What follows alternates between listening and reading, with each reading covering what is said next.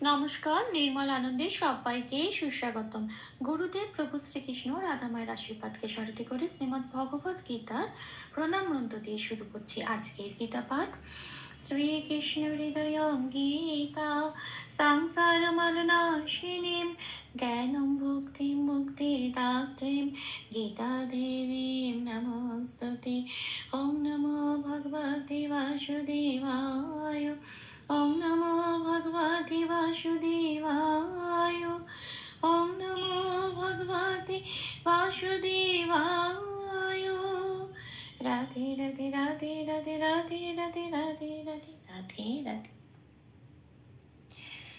শ্রীমদ্ ভগবত গীতা দ্বিতীয় অধ্যায় শ্লোক নম্বর 33। অথ চেত্ত্বামিমং ধর্ম্যং সংগ্রামং ন করিষ্যসি তথা স্বধর্মং কীর্তিম চ হিত্বা পাপমবাপ্স্যসি। আচ্ছা, এখানে প্রথম লাইনের প্রথম পার্টটা হচ্ছে অথ চেত্ত্বামিমং ধর্মং। এটা আমি বাংলায় বললাম, এবার দেখি এটাকে কিভাবে সংস্কৃততে উচ্চারণ করব। বাংলা হরফে একটু প্লাস প্লাস দিয়ে লিখে সাজিয়ে নিয়েছি, কিছু কিছু জায়গায় লাল দিয়েছি। যে যে জায়গাগুলো লাল দিয়েছি চান্টিং এর চলনের সময় সেই সেই জায়গাগুলো উচ্চারিত হবে না, ঠিক তার উপরে ব্র্যাকেটে যে অক্ষরগুলো দেওয়া আছে সেগুলো উচ্চারিত হবে। তাহলে আসি প্রথম লাইনের প্রথম পার্টটা। আচ্ছা, অথ চেত তামিমাং ধর্মাং, অথটা যেমন আছে তেমন, চেতই খণ্ডত্ব আছে। সংস্কৃতের নিয়ম অনুযায়ী খণ্ডত্বটা পাশের ক্যালেন্ডারে 5 নম্বরে তালিকাভুক্ত করে দেওয়া আছে, তয় হসন্ত হিসেবে রিপ্রেজেন্ট প্রতিস্থাপিত হয়ে যায়। এখন অথটা তাহলে হয়ে গেল তয় হসন্ত দিয়ে চেত। হ্যাঁ, যখনই কোনো অক্ষরের নিচে হসন্ত লেগে যায় সেটা অর্ধরূপে উচ্চারিত হয়। তার মানে কি? তার মানে সেটা পূর্ণরূপে ত বলে আর উচ্চারিত হতে পারবে না, আগের অক্ষর জয়কের সাথে জুড়ে উচ্চারিত হবে চেত, এটাই। আচ্ছা, তাহলে এখানে হলো অথ চেত। হ্যাঁ, আচ্ছা, তমে আমি একটু লাল দিয়েছি কারণ তয়ের সাথে ব আছে। ব এর উচ্চারণটা বাংলার মতো সংস্কৃততে ব বলে বলতে পারবো না, কি বলবো? ও প্লাস অ, এটা বলবো ওয়া। পাশে 2 নম্বরে তালিকাভুক্ত করে দেওয়া আছে। তাহলে কি হবে? তয়ের সাথে এর উপরে ব্র্যাকেটে লিখে দিয়েছি ও প্লাস অ, তার মানে হচ্ছে তয়ের সাথে এই ও প্লাস অটা লাগিয়ে দিলে যে উচ্চারণটা বেরিয়ে আসে তোয়া, ঠিক সেই উচ্চারণটা হবে এখানে তোয়া।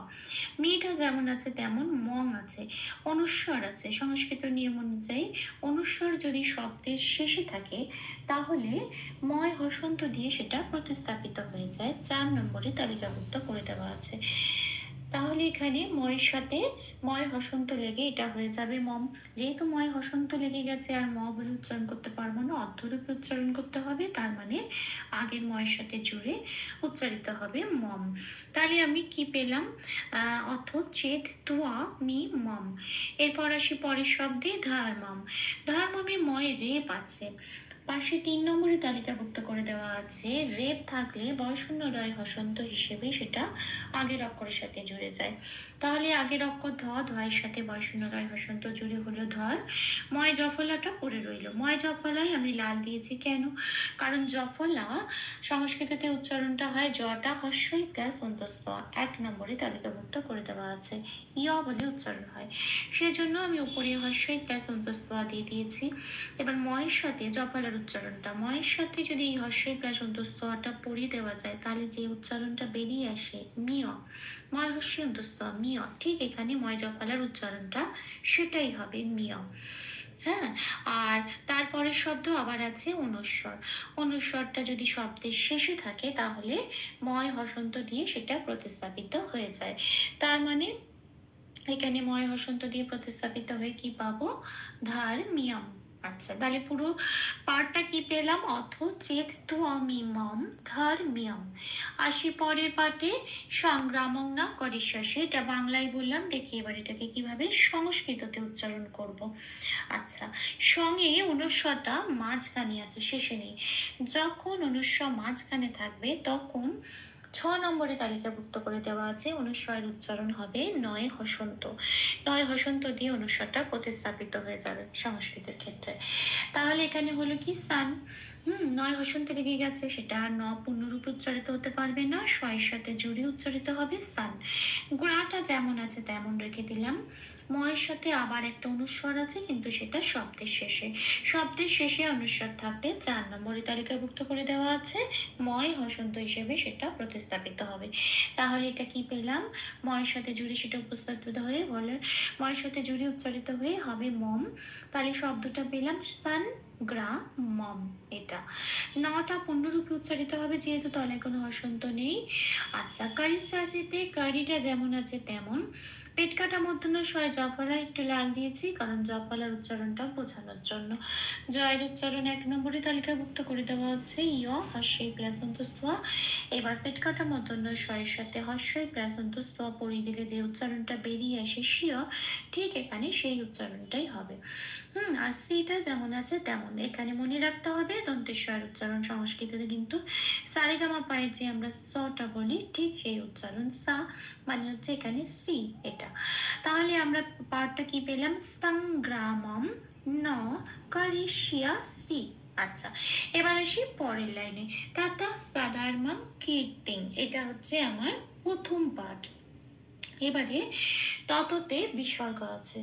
সংস্কৃততে যখন বিসর্গ কোনো শব্দের শেষে থাকে, তখন এটা লাইনের শেষ নয় বা পংক্তির শেষ নয়, শেষ অক্ষর নয়, কাজে এখানে পূর্ণ হবে না। বিসর্গ যখন মাঝখানে থাকবে, শব্দের শেষে আছে কিন্তু শব্দটা শেষ শব্দ নয়, মাঝখানে আছে, মানে এটা প্রথম শব্দ, তো সেই জন্য এটা অর্ধ হবে। অর্ধ মানে হচ্ছে হয় হসন্ত।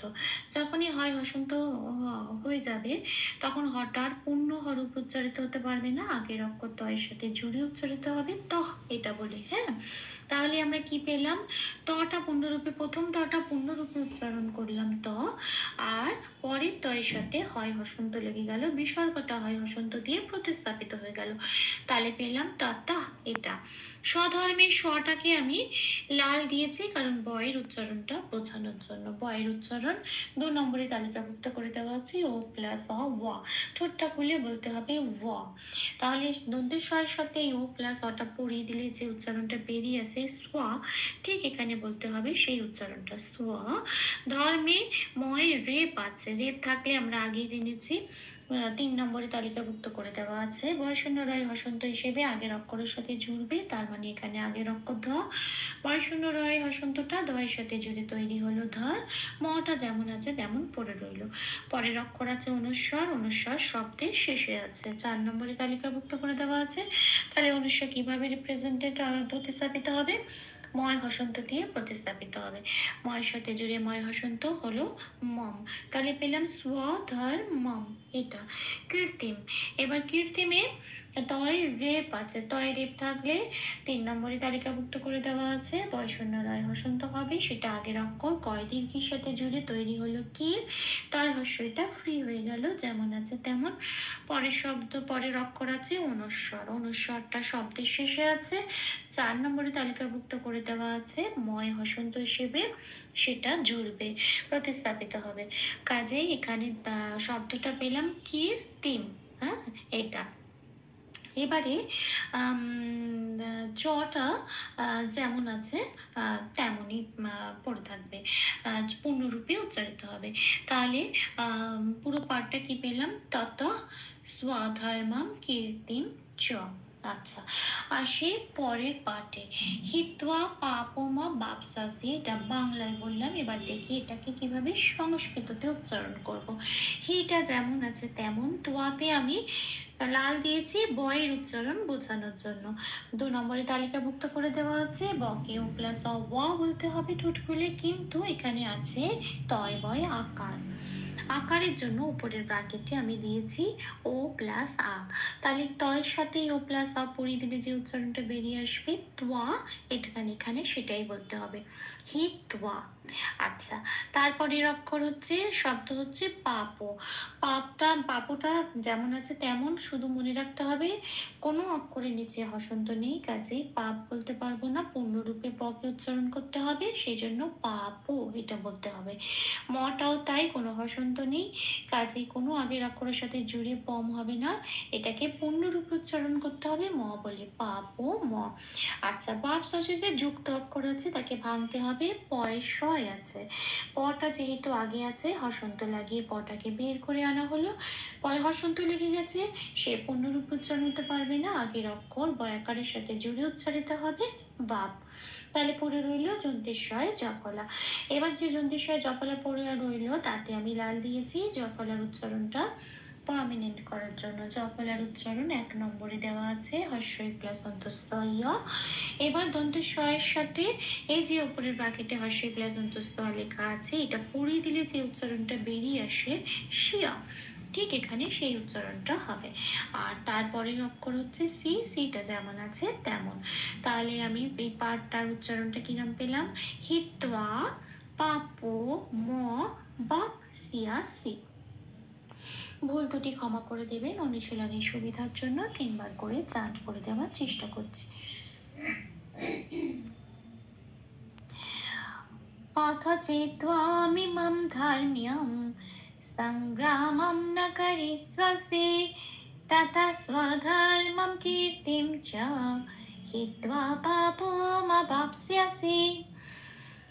अथ चेत्त्वामिमं धर्म्यं सङ्ग्रामं न करिष्यसि, ततः स्वधर्मं कीर्तिं च हित्वा पापमवाप्स्यसि।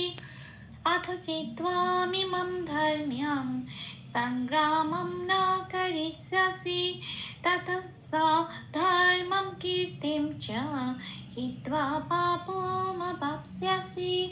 राधे राधे राधे राधे राधे राधे राधे राधे राधे राधे। तप्तकाञ्चन गौराङ्गीं राधे वृन्दावनेश्वरी, विश्वभानुसुते देवी तां प्रणमामि हरि प्रेम। প্রভু ও শ্রী রাধা মায়ের কৃপা দৃষ্টি আমাদের সবার উপর বর্ষিত হোক। ধন্যবাদ, আপনাদের উৎসাহই আমার অনুপ্রেরণা। আমার সকল ভুল ত্রুটির ক্ষমা প্রার্থনা প্রভুর চরণে অর্পণ করলাম।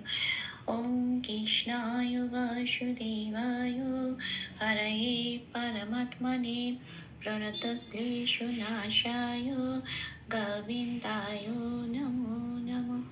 শ্রীকৃষ্ণার্পণমস্তু। জয় শ্রীকৃষ্ণ।